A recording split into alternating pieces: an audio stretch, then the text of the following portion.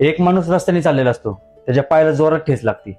तो चिडतो, तो त्या दगडाला उचलतो आणि जोरात बाजूला फेकून जातो.